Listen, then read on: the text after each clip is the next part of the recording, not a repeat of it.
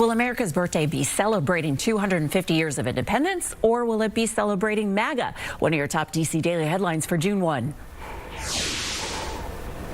Well, Iran now says the U.S. is breaching the ceasefire after another exchange of strikes over the weekend. Now, Iran says it will maintain control of the strait, even after President Trump said on Friday that a deal that included opening the strait was pretty close to done.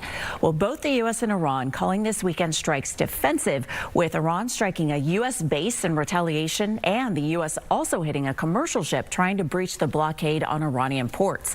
Gas prices averaging $4.32. That's down about 18 cents since just last week. But ExxonMobil warning that energy prices could spike this summer, with oil reserves now at record lows.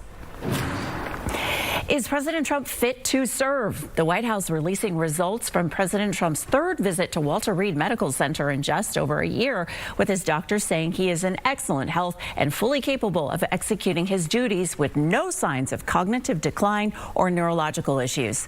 The president's weight is up 14 pounds since his exam 13 months ago, but his doctors say that his swollen lower legs are much improved.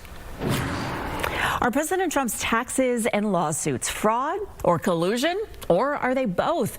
Well, a federal judge wants answers about President Trump suing his own government and his own acting attorney general signing a deal to protect President Trump, his family, his companies, and his associates from having to face IRS audits or pay back taxes forever, with President Trump dropping a $10 billion lawsuit against the IRS over leaked tax returns. 35 judges signed a letter calling that deal fraud and collusion. Well, is America's 250th celebration now going to be a celebration of MAGA?